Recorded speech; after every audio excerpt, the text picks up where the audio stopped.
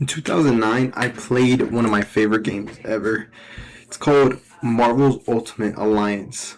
Now, the reason why I played this game is because my older brother, he showed it to me, and it was a multiplayer co-op game that we could all play. It was up to 4 players. It was developed by Marvel's, not Marvel, Raven Software, and it was published around 2004, around that time, on the original Xbox, GameCube, PS2, blah blah blah. And I come back to that game a lot, especially considering it has some like really interesting like features and things in the game that at the time MCU wouldn't talk about, or they'd maybe brush over, or some of the Marvel comics weren't doing really good, especially the Ultimate series. Um, really the only ones that we could really think up to that point was either Civil War, the first one, um, the Ultimate series, and the only real good Ultimate series that we really had was the original Spider-Man one. And then, we had this really bad X-Men Ultimate series run that was just really weird. And then the Hulk was just really weird. And it was just a very good time. What it was to be a comic book fan, especially whenever you would look at some of these characters, like you would see characters like Enchantress, characters like Vision, characters like Hank Pym, people who hadn't really made like a really big presence outside of Marvel Comics, and it was really cool to interact with them and really like brush up on Marvel lore and trivia. And then fast forward to around, let's say, 2020, around there. I met a couple people, internet friends, and that, you just naturally meet them through like video games, websites, apps, whatever, right? And one of my friends' favorite movie was a movie called American Me. And American Me is a very interesting movie because anybody who's ever worked on American Me doesn't speak about it. And the reason why they don't speak about it is because that filming through so much production hell, and then on top of that, there were casualties that came from the film. And I don't know, something that like I was thinking about at work is just the fact that our preferences and things of that nature, they all come from the people that we surround ourselves with, people that we talk to, which is like that's like good, like it's not like anything like revolutionary. But I'd like to like understand, I guess, preferences a little bit more, especially when it comes to me. I don't think I really like took the time to sit on my day and just be like, what do I like? What are like types of movies that I like, or types of video games that I like, or types of things like that, where it's like you have to think about the answer. Like, oh, okay, well, like me personally, like, I grew up playing Pokemon. That's true. Like, I've played Blue, Ruby, Diamond. I played those games till the fucking cartridge didn't work. And then there's other games that I really enjoy, like arcade style like games. Like if we're thinking about, Crash Bandicoot, Wrath Cortex, that was a really good game. Again, Ultimate Alliance, as I just mentioned. But then there's also like really like story games that I like really enjoy. Story games that are a little bit grittier, a little bit more like longer, and take some time to digest. And one of the first games that I guess I ever played that was kind of like that was a game based on a film called The Chronicles of Riddick. It was released on the original Xbox. That game, if anybody's ever played it, it's like so, one, gritty, and then two, it's just so like it's genuinely one of a kind of games whenever you get into it. Like genuinely, whenever you play Riddick, it's like when you're surprised how it's running on a fucking original Xbox, because it holds up to a certain standard, kind of like Doom 3 when it came out on the original Xbox. It was one of those first games that you were like, wow, this is the new generation of like what video games could be. And there's this, and the reason why I say it's really gritty is just because it's based out of a prison, the Butcher Bay, and it's so weird once you like escape like the whole like prison setting, or not really the prison setting. It's more like you find like alternate ways to get out of like certain areas. And there's this one area where you go into, I think it's the like pipes or like the roof, something like that. I don't know. Or maybe the basement. I'm not too sure, but it's like super super dark, and the lights are off, and you can only use the flashlight on your gun. But I remember, you walk down this hall, and it's like hella fucking monsters. Like they're just like coming out of nowhere. Keep in mind, you like before this, you don't see anything like monster like, to say the least. This is a prison, so like whenever you first get introduced to the game, you get dropped off by a helicopter, and then you land on like the runway to like go to prison, right? And then you get knocked out, and then they put you in your cell, right? So for a really long period of the game, this is like at least like maybe 8 hours worth of content where you're just in a prison. It's like an RPG style game where you're in a prison and you're trying to figure out who to like talk up, who do you need to do this or that or the other. How do you get a shank? How do you do bribes? And it's so crazy looking at it because it's like in no other way, if I was never introduced to that game, I would never have liked it. And I think that's something so cool, so spectacular, that you were shaped by the people around you, specifically in this situation, my brother. And I think I borrow a lot of my common interest from my brother. He showed me my first ever piece of like Star Wars content, with that being Battlefront 1 and Battlefront 2. Um, he showed me he showed me soccer in a way that like I never really liked soccer when I was like a little kid. It was only up until like I was like maybe 12, 13, 14, around that age, where I started like really paying attention to like clubs that I liked, specific players, you know.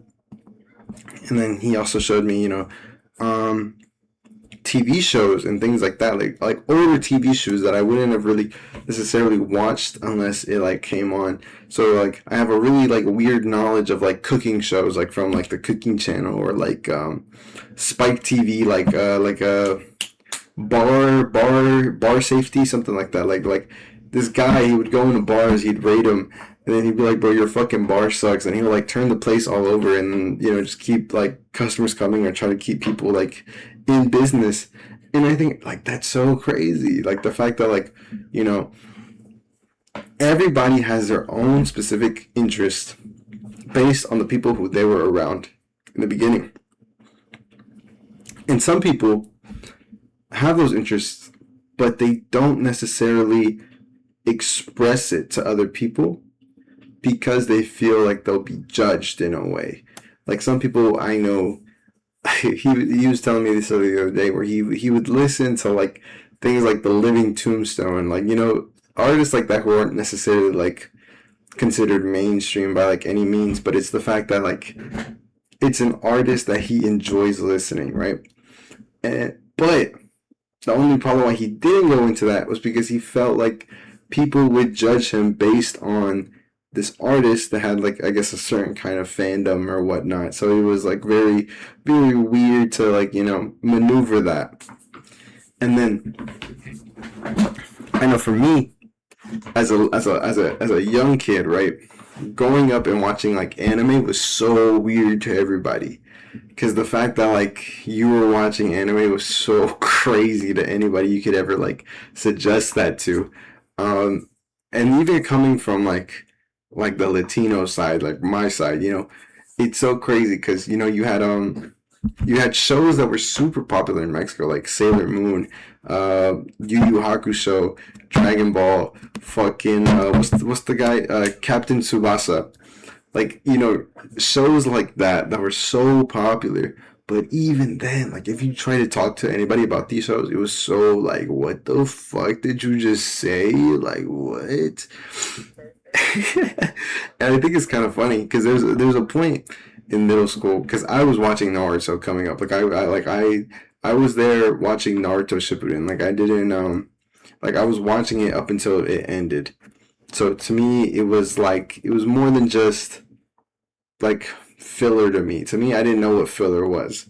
So I was watching these episodes just because I was watching these episodes. Like I didn't think that it was like, no, this episode's not important because it's actually following the manga. Like I didn't even know what the fuck the manga was.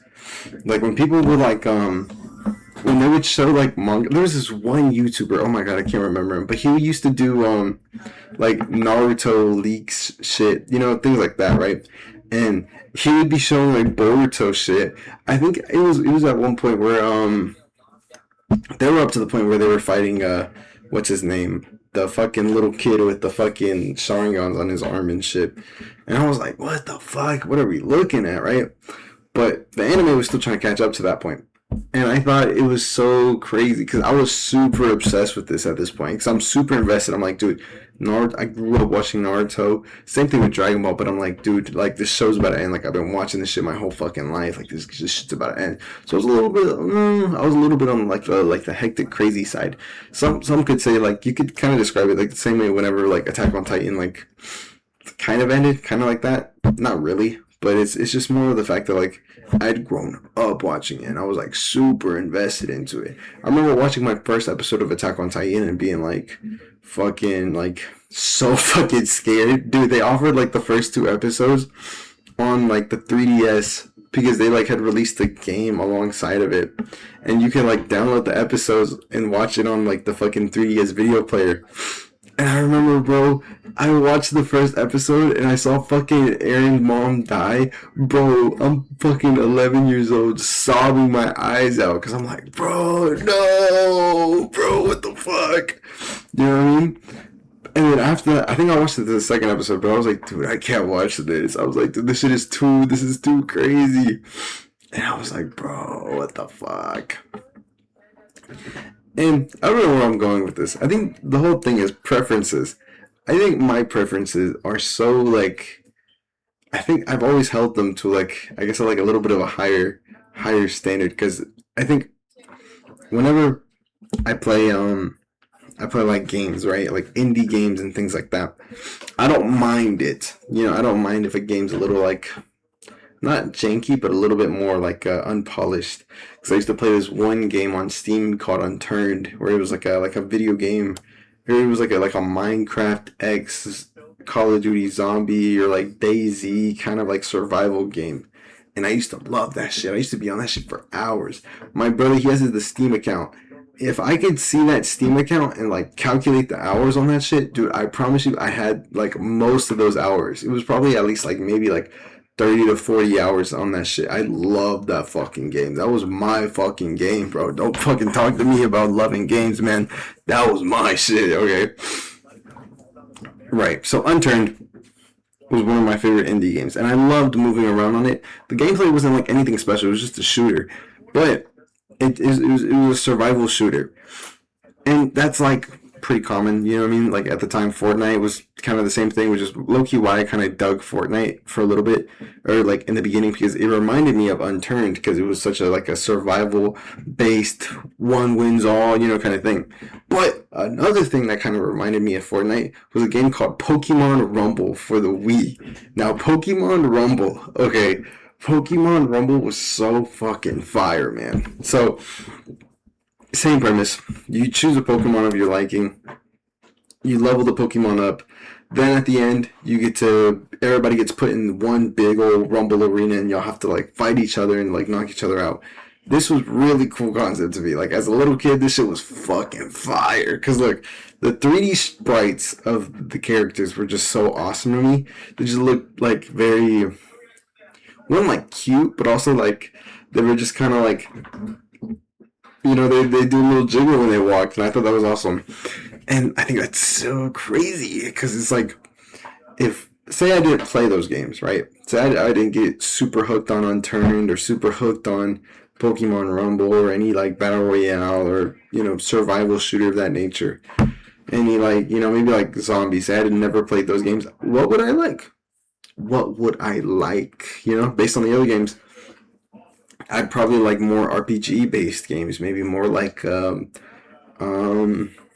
games like Fable, or I don't know. See, that's the reason I wouldn't know, because I never got into like other games. Or maybe I'd get into like a whole other genre of things. Which again, this also kind of fits into the next thing. It's the fact that, you know, even with music, I used to just go into like I used to go into like music thinking that like it was just kind of background noise. I was never really like super tapped into music. But what I did like was OSTs. Now this is really funny because I like to make fun of people who just listen specifically to OSTs.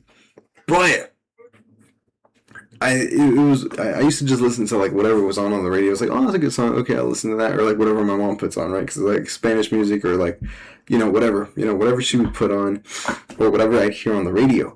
And I think there was one time I was at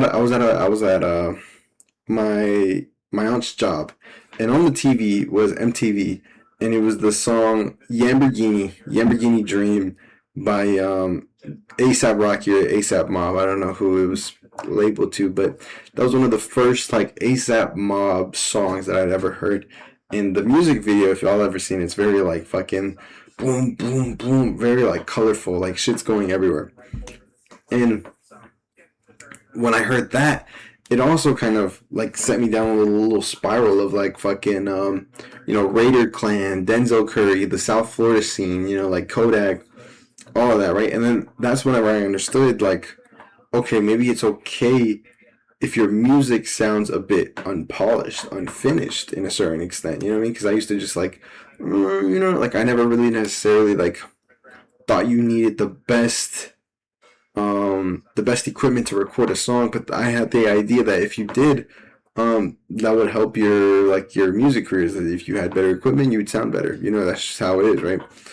But I also think that the lack of like real, I guess, equipment when you use it in terms like that, the real equipment whenever you seen like Spanish music, it's just the instruments. It's not like anything like your vocal tuning or anything like that. Like it's or like layering vocals or anything like that. It was just basically it was mostly just like vocals. And I think it was either vocals or your instruments. And I think that's whenever I realized if anything, if your voice isn't good, if you're fucking you're fucking chopping or whatever is terrible, the best thing that you can do is have an interesting beat behind it. And I think that's something that I've grown to like, is a more instrumental heavy. It doesn't even have to be heavy, instrumental heavy, but just like a good instrumental base to it. If you have that, then to me, that's all you need, I guess, to capture me as a consumer. But yeah, those are just some thoughts today about preferences and things that I like. I've just been thinking about this at work. I've been running through my mind because there's times at work where like it just doesn't get busy. So I'm just kind of sitting there and I'm just kind of pacing around or whatnot. Or like sometimes I'll like, clean up and like, I forget what we call it, but do a thing where we go around the whole store, wiping the edges, wiping everything down, making sure that everything's nice and neat. And I guess that was a thought that popped up in my head whenever I was thinking about. So yeah, thank you guys for watching. Bye bye.